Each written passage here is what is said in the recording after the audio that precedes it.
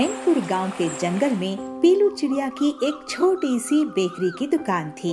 उसके हाथ के जाम, पिज्जा, बर्गर लोगों को बहुत पसंद आते थे और उसके यहाँ हमेशा भीड़ लगी रहती थी। पीलू की बहुत तारीफ होती थी। वहीं पर उसकी दुकान के सामने जाबाज की भी बेकरी थी। वो पीलू से बहुत जलता था। एक दिन वो नया साल शुरू होने के पहले अपनी दुकान में केमिकल से बने अलग अलग फ्लेवर्स के बड़े बड़े पिज्जा, बर्गर बेचना शुरू कर देता है। बड़ा साइज होने की वजह से लोग वहीं जाते थे, लेकिन उसका स्वाद उन्हें अच्छा नहीं लगता था।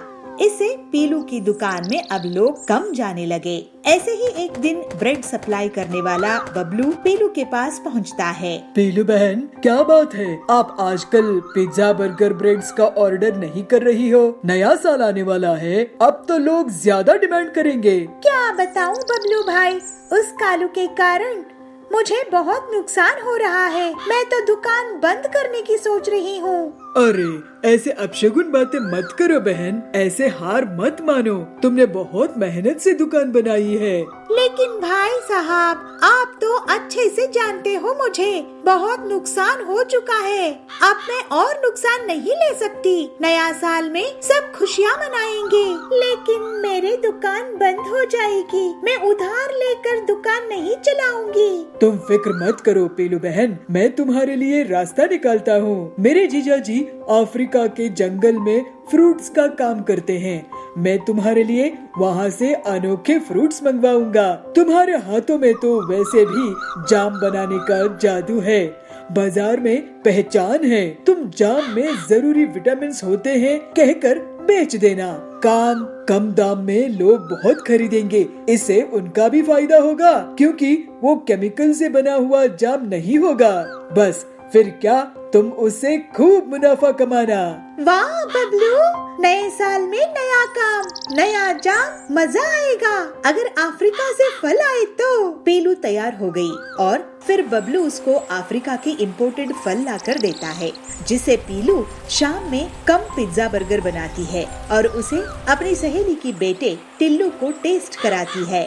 बेटा, ये नए जाम पिज्जा बर्गर है, तुम जरा इसे टेस्ट करके तो बताओ कि ये कैसे बने हैं। तो टिल्लू कहता है, वाह आंटी, ये तो बहुत टेस्टी है, मैंने तो ऐसे कभी नहीं खाए। और फिर नए साल में पीलू अपनी बेकरी में जाम, पिज्जा, बर्गर्स बेचने लगती है। उसकी बेकरी में नए साल में नए फ्लेवर लेने के लिए बच्चों की भीड़ इकट्ठा हो जाती है और जल्दी ही पूरे जाम, पिज्जा, बर्गर बिक जाते हैं। इसके बाद से वो लगातार बबलू से अफ्रीका के फ्रूट्स मंगवाने लगती है। पीलू अपने जाम, पिज्जा, बर्गर्स को बहुत कम दाम में बेचती थी और वो केमिकल के भी नहीं थे। इसकी वजह से कालू कव्वे की बेकरी अब ठप पड़ने लगी। पीलू के जाम, पिज्जा, बर्गर्स को अब बड़े बड़े ऑर्डर्स मिलने लगे और वो बहुत अमीर हो गई। लोग उसके जाम, पिज्जा, बर्गर को नए साल के बड़ी बड़ी पार्टी में ऑर्डर करने लगे, लेकिन पीलू ने उसके दाम नहीं बढ़ाए। इस वजह से गरीब लोग भी उसके जाम, पिज्जा, बर्गर को खा सकते थे। फिर पीलू अपना जीवन हंसी खुशी बिताने लगी। एक जंगल में पीलू और बुलबुली नाम की दो बहनें रहा करती थी। दोनों का स्वभाव एक दूसरे से बहुत अलग था। बुलबुली शहर जाने की सपना देखा करती थी। एक दिन बुलबुली पीलू से कहती है, पीलू, मेरा इस गांव में दम घुट रहा है यार। काश हम भी शहर में रहते तो हमारे दिन भी मजे से कटते। तुझे पता है, कल ही कालू कौवा शहर से आया है। वो शहर की बहुत तारीफ कर रहा था। पीलू अपनी बहन को समझाते हुए कहती है, लेकिन दीदी, क्या तुम्हें पता है शहर में रहना कितना कठिन हो गया है? शहर में पीने के लिए ना ही ताजा पानी मिलता है, सांस लेने के लिए ना ही ताजी हवा। उसकी बहन उसे डांट देती है, अरे चुप रे, बड़ी आई शहर की बुराई करने वाली, तुझे ये सब कैसे पता? पीलू फिर से कहती है, अरे दीदी, ये सब मैंने अखबार में पढ़ा था। पीलू, तुझसे ना कुछ भी कहना बेकार है, तुझे तो गांव ही अच्छा लगता है। मैं जा रही हूँ कालू कव्वे से मिलने। ऐसा कहकर बुलबुली चिड़िया वहाँ से चली जाती है और कालू के पास पहुँचकर बुलबुली कहती है, कालू, मुझे भी शहर जाने का बहुत मन करता है, लेकिन क्या करूँ, जब भी मैं अपनी मम्मी पापा से कहती हूँ तो मुझे डांटने लगते हैं। इस पर कालू कहता है, अरे बुलबुली, इसमें इतना डरने की क्या बात है? अगर तुझे शहर चलना है तो तू मेरे साथ चल। कब तक तू अपने बूढ़े माँ बाप के लिए अपनी जिंदगी बर्बाद करती रहेगी? मैं कल सुबह शहर के लिए निकल रहा हूँ। अगर तुझे चलना है तो तू सुबह मेरे पास आ जाना। अगले दिन बुलबुली बिना किसी को घर में बताए कालू कौवे के साथ शहर चली जाती है। दोनों साथ साथ रहने लगते हैं। थोड़े समय बाद दोनों एक दूसरे से प्यार करने लगते हैं और फिर कुछ दिनों बाद वे शादी कर लेते हैं। कुछ दिन ऐसे ही गुजर जाते हैं, मगर बुलबुली चिड़िया को अपने घर की याद सताने लगती है। अगले ही दिन वो अपने गाँव जाती है। इधर पीलू घर का काम कर रही थी। पीलू जब बुलबुली को देखती है तो उसे वो पहचान नहीं पाती है। पीलू उससे पूछती है, कहिए आपको किससे मिलना है? इस समय मेरे माँ बाप भोजन की तलाश के लिए बाहर गए हैं। इस पर बुलबुली कहती है, अरे पीलू, तूने मुझे पहचाना नहीं? मैं तेरी बड़ी बहन हूँ। बुलबुली, देख मेरी ठाट बाट, मैं तो बिल्कुल हीरोइन लग रही हूँ और अपने आप को देख, बिल्कुल काम वाली बाई लग रही है। पीलू अपनी बहन से कहती है, दीदी मैंने तो आपको पहचाना ही नहीं। वैसे मैं आपको एक बात बता दूं, आप मुझे हीरोइन कम चुड़ैल ज्यादा लग रही है। मैं तो आपको पहचान नहीं पाई। और सुनो,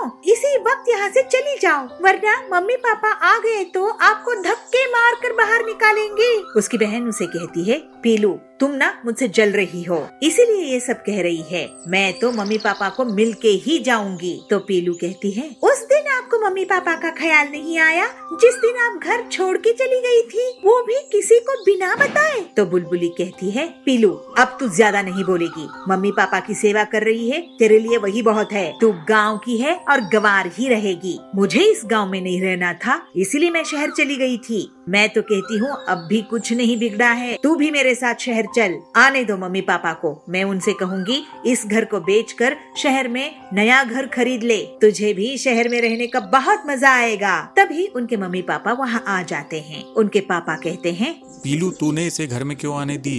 ये हम लोगों के लिए मर चुकी है। मेरी बस एक ही बेटी है और वो तू है। मुझे तो इसका मुंह भी नहीं देखना। ये जहाँ से आई है कह दे वहीं चली जाए। पीलू अपनी बहन को घर से जाने के लिए कहती है। बुलबुली वापस शहर के लिए लौट जाती है। अचानक एक दिन उसकी तबीयत बिगड़ जाती है, तो वो अपने पति काले कौवे से कहती है, सुनिए जी, मेरी तबीयत बहुत खराब हो रही है। लग रहा है कि अब मैं नहीं बचूंगी। बुलबुली की खराब तबीयत को देखकर कालू कौवा बुलबुली की परिवार वालों को संदेशा भेजता है। पोस्टमैन वो संदेशा लेकर उनके घर पहुँचता है। पीलू चिड़िया को अपनी बहन की हालत सुनकर रहा नहीं जाता और वो शहर जाती है। पीलू को देखकर बुलबुली उससे माफी मांगती है। तो पीलू कहती है, दीदी मम्मी पापा ने तुमको माफ कर दिया है। अगर तुम्हें शहर में रहना अच्छा लगता है तो तुम यहीं पे रहो। पीलू से ये बात सुनकर बुलबुली को राहत मिलती है और धीरे धीरे उसकी तबीयत ठीक हो जाती है। इस तरह दोनों बहनें अपनी जिंदगी हंसी खुशी बिताने लगते हैं।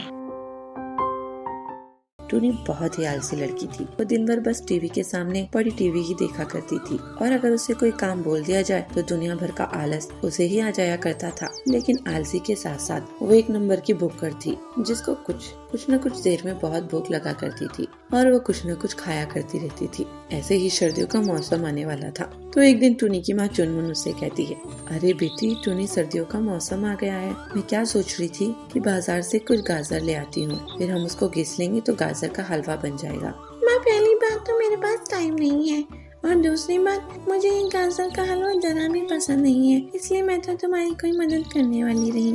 अरे बेटी, लेकिन मैं अकेले कैसे करूँगी?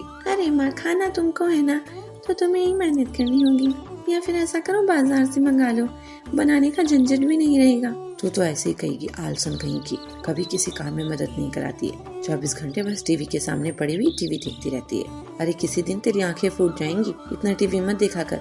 चुनमुन अकेले ही बाजार से जाकर गाजर ले आती है और उसको घिसती है और फिर उसका गाजर का हलवा बनाती है, लेकिन टूनी उसे चखती भी नहीं है। ऐसे ही कुछ महीने बीत जाते हैं और टूनी के लिए अब रिश्ते आने लगे थे और उन्हें एक अच्छा लड़का मिल भी जाता है जो मुंबई में काम करता था और जिसका नाम चिंकू था। चिंकू देखने में भी बहुत सुंदर था और पैसे भी अच्छे कमाता था, इसलिए उसकी शादी टूनी से कर दी जाती है और टूनी बहू बनकर अपने ससुराल आ जाती है।